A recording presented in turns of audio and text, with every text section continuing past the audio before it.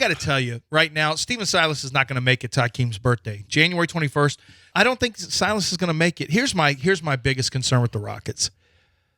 I think the Rockets right now, they have just let the players, and this goes all the way back to Daryl Morey and James Harden, where Harden pretty much ran the team, decided who was going to be on the team, who wasn't, if he liked the coach, if he didn't. That was bad enough. And then when they switched, they kind of ran it into the ground. And I thought, they'd learned their lessons. You got Stephen Silas, who is the nicest guy in the world, but clearly doesn't hold players accountable for a lot of the mistakes they made. Where is any accountability on this team? Who's the guy who is, I don't know if it's got to come from Rafael Stone. I don't know if it's got to come from Stephen Silas, but it should absolutely come from Stephen Silas. If not him, then Rafael Stone's going to have to step in and start to say, hey, we can't have this. We absolutely can't have this. And there's going to end up being some changes made. There's going to have to be changes made because you can't let Eric Gordon. Do you have the sound from Eric Gordon, RJ? Listen to this. Eric Gordon. Now, I'd heard behind the scenes that Eric Gordon, and I heard this a while back, I think Eric Gordon was done with this team. And then we saw the video of him watching. We saw the video of him just kind of watching while just sitting there while the players while Jabari and Jalen Green were going after it a little bit. And I had heard that he was just done with this young team, that he was just kind of sick of them. And then he was asked a question over the weekend about improvement. Are you seeing the improvement that you thought you would see when the season started? There's no improvement. That was it. And he had other comments as well about not playing for each other, the lack of consistency. Here's the bottom line for Stephen Silas. This is your third year. I don't know. What's different? What's different? Do you have Stephen Silas talking about this? Here's Stephen Silas's answer to Eric Gordon's "there's no improvement" comment. Rebuilding is hard. It's hard on everybody. It's hard on fans. It's hard on coaches. It's hard on players.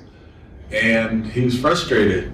And I don't necessarily agree how he went about it, but I do understand his frustration. We're all frustrated. And everybody, from all the people who I said, want this rebuild to go faster and want it to go quicker and want to see it more tangibly. But Eric and I had a good conversation today, and he knows where I stand, I know where he stands, and we're good. Well, but it's not. But when you're in a rebuild, you start to see things. Here's my biggest concern: that they're just playing games and there's no plan. What is the plan?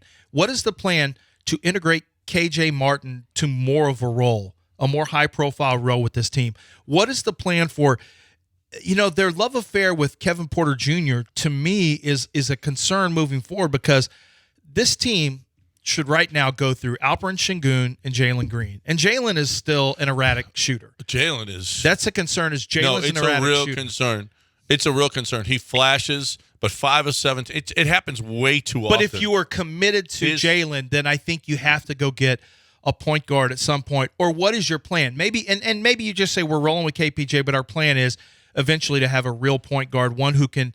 You need somebody to calm things down. This team needs veterans so badly, and Eric Gordon's not the veteran. No, he's not. He doesn't want to be there, and he thinks the team behind closed doors is just not. Let me ask you, not the right personality. If you agree with Jonathan Fagan, he says it's complicated whether or not this team is improving. He says this: if this season's Rockets team could play last season's Rockets team, this team would be a big favorite, despite the fact that you lost Christian Wood and Jayshawn Tate. Yeah, I agree with that because everyone's a year older. But where are they? Are they playing better?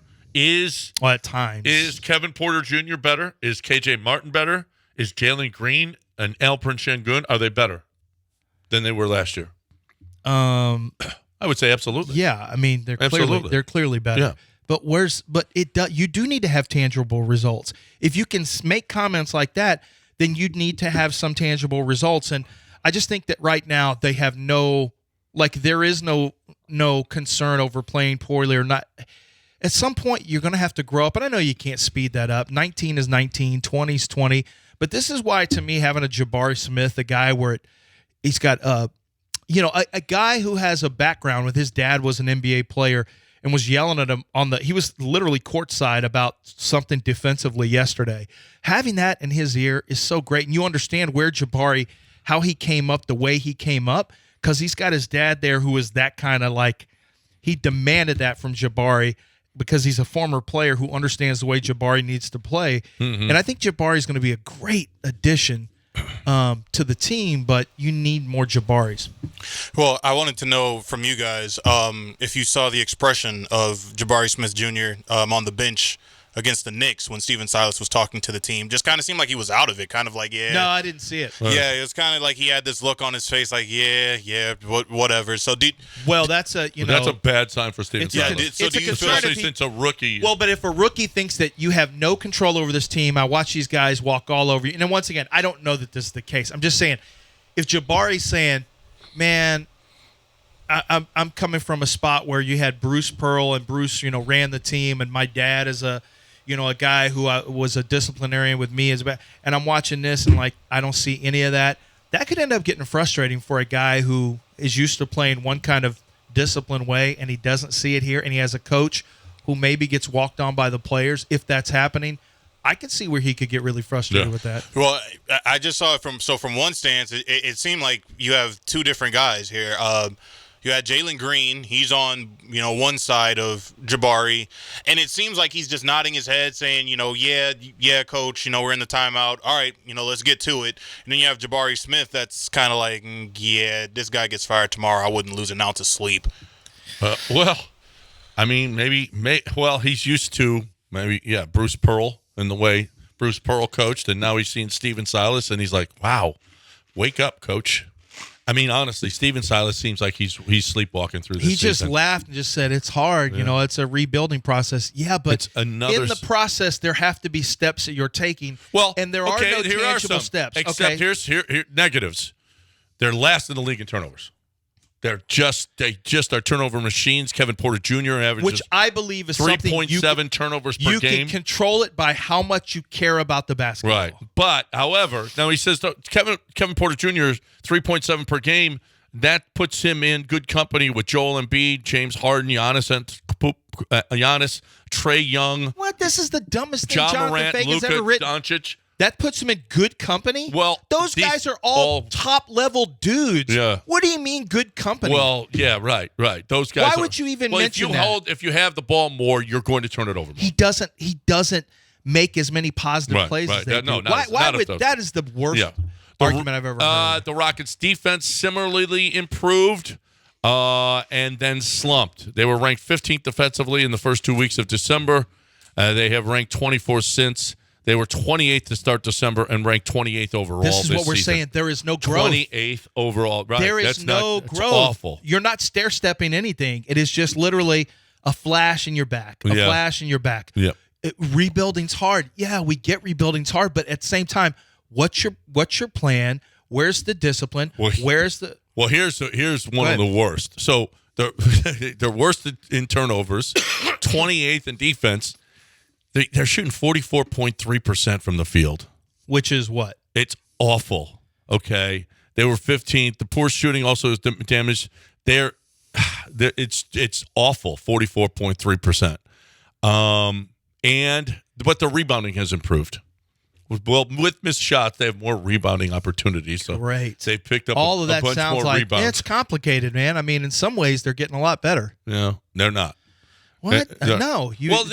Don't you feel like they're better than last year? I feel like there are players who are better, and yet the team is not getting better. Is there a plan? What does the plan look like? And who is the person to implement that plan? I'll ask you this question. February 1st, is John Lucas the coach when the month of February starts? Yeah. I think so, too. I think so, too. I think that I think there's rumblings. Yes, there are rumblings. Uh-huh. Yes, I can tell you there are rumblings. They're not pleased. Who would you guys want as the coach? I know we talked about this late, last year, a couple weeks ago, but, I mean, are there any thoughts as to who you would want potentially as the head coach? I know I said Kenny Atkinson, but I wanted to also get your guys' opinion.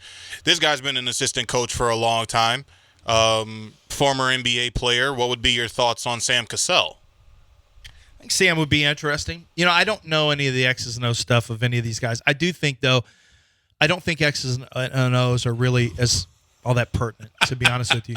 I think it's all about – I think it's legitimately all about your personality and how – I've seen Sam – like Sam will have some tough conversations with you, and I think that's what needs to happen. What were you laughing about?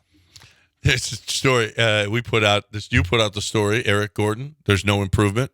And D. Green asked, was he talking about the 97.5 stream? There is literally no improvement right now. But with our stream. We do have our engineer on it. He is aware of the problem, and he's on it. That's all we can tell you.